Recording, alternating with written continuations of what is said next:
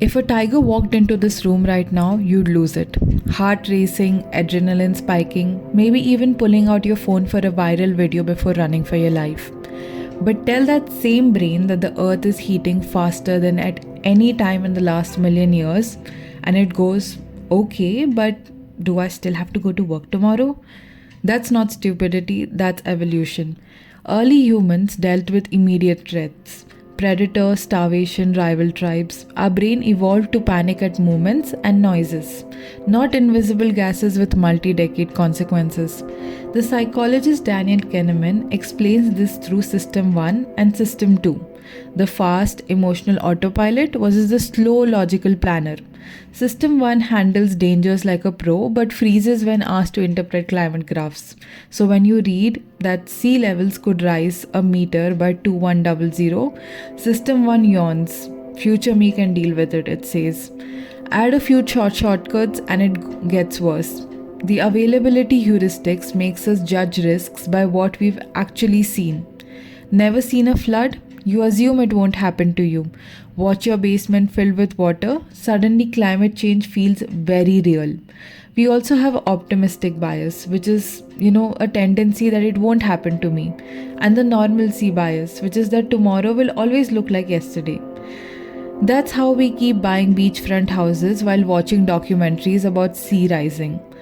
And then there is psychological distance, which is our tendency to care less about things that seem far away in time or in space. The Arctic melting, that's sad for the Arctic, but for me, it's nothing. But empathy can close that distance. A 2023 study found that people far from disasters still act when they connect emotionally to those affected. Even the so-called boiling frog idea holds up psychologically, if not biologically. A Carnegie Mellon study shows that when gradual changes are presented as smooth graphs, people tune out. But when they see clear binary shifts, the lake frozen versus the lake didn't, urgency spikes. Bottom line is this. Our brains are built for tigers, not timelines. But knowing that helps us hack the system.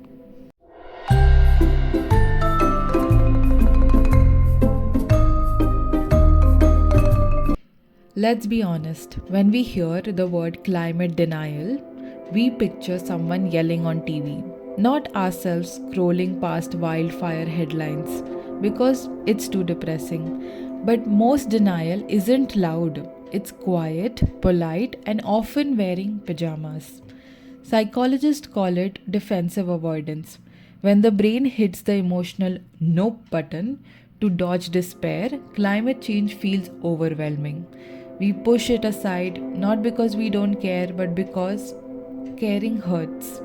Denial isn't stupidity, it's self protection.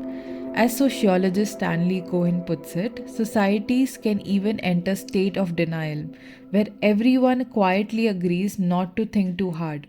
It's like a collective, let's just not go there. Identity plays a big role too. According to social identity theory, we form beliefs around our groups. If your community treats climate change concern as weakness, caring feels like betrayal. Changing your mind might mean changing your tribe. And for the brain, exile feels worse than extinction. Then there is eco anxiety, the background dread that you keep reading about melting glacier often leads to coffee sips. A 2023 global study found that 60% of young people feel daily climate worry. The psychologist René Lertzman calls this environmental melancholia, which is a grief we can't face, so it turns into paralysis. And then to all of this, you add guilt. The I fly, I drive, I eat burger guilt. And the brain doubles down on denial. Blame rarely motivates, it just shuts people down. And denial doesn't stop with individuals. Government pledge net zero while funding oil fields. Cities rebuild on floodplains. That's denial with a spreadsheet. But denial always cracks. Reality gets louder. Add another flood, another fire, until we finally say, okay, I'm scared. And that is the turning point. Naming the fear is the first step towards healing.